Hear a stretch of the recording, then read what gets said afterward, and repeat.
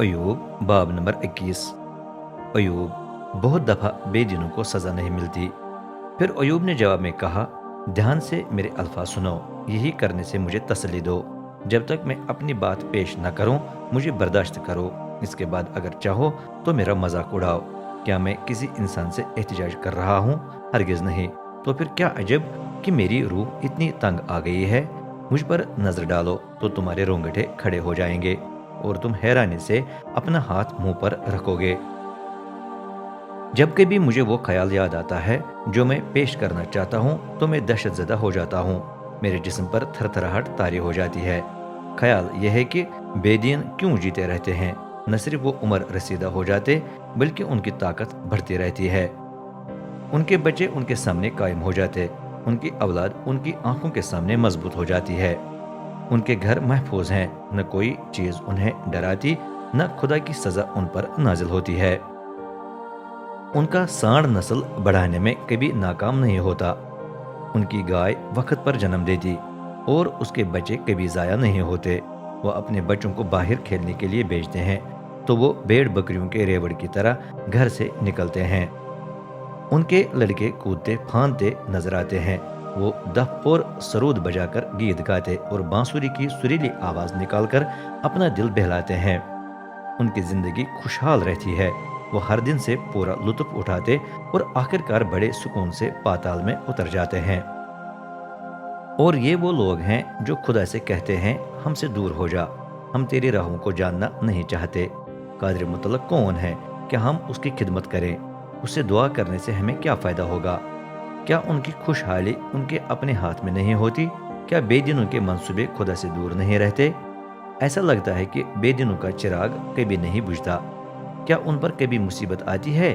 क्या खुदा कभी कहर में आकर उन पर वो तबाही नाजिल करता है जो उनका मुनासिब हिस्सा है? क्या हवा के झोंके कभी उन्हें बोसे की तरह और आंधी कभी उन्हें तोड़ी की तरह उड़ा ले जाती है? अफसोस, ऐसा नहीं होता। शायद तुम कहो खुदा उन्हें सजा देने के बजाय उनके बच्चों को सजा देगा, लेकिन मैं कहता हूँ कि उसे बाप को ही सजा देनी चाहिए ताकि वो अपने गुनाहों का नतीजा खूब जान ले। उसकी अपनी ही आंखें उसकी तबाही देखें। वो खुद कादिर मुतल्लक के गजब का प्याला पी ले, क्योंकि जब उसकी जिंदगी के मुकर्रर दिन इख्तिताम तक पहुंचे तो उसे क्या परवाह होगी कि मेरे बाद घर वालों के साथ क्या होगा। लेकिन कौन खुदा को इल्म सिखा सकता? वो तो बुलंदियों पर रहने वालों की भी अदालत करता है। एक शख्स वफात पाते वक्त खूब तंदुरुस्त होता है। जीते जी वो बड़े सुकून और इत्मीनान से जिंदगी गुजार सका। उसके बर्तन दूध से भरे रहे, उसकी हड्डियों का गोदा तरोताजा रहा। दूसरा शख्स शिकस्त हालत में मर जाता है और उसे कभी खुशहाली का लुत्फ नसीब नहीं हुआ। अब दोनों मिलकर खाक में पड़े रहते हैं, दोनों कीड़े मकोड़ों से ढांपे रहते हैं। सुनो, मैं तुम्हारे ख्यालात और उन साजिशों से वाकिफ हूँ जिनसे तुम मुझ पर जुल्म करना चाहते हो, क्योंकि तुम कहते हो, रईस का घर कहाँ है? वो खीमा किधर गया जिसमें बेदीन बसते थे? वो अपने गुनाहों के सबब से ही तबाह हो गए हैं। लेकिन उनसे पूछ लो जो इधर उधर सफर करते रहते हैं, तुम्हें उनकी गवाही तस्लीम करनी चाहिए कि आफत के दिन शरीर को सही सलामत छोड़ा जाता है, कि गजब के दिन उसे रिहाई मिलती है। कौन उसके रूबरू उसके चाल चलन की मलामत करता? कौन उसे उसके गलत काम का मुनासिब अजर देता है? लोग उसके जनाजे में शरीक होकर उसे कब्र तक ले जाते हैं। उसकी कब्र पर चौकीदार लगाया जाता है। वादी की मिट्टी के ढीले उसे मीठे लगते हैं।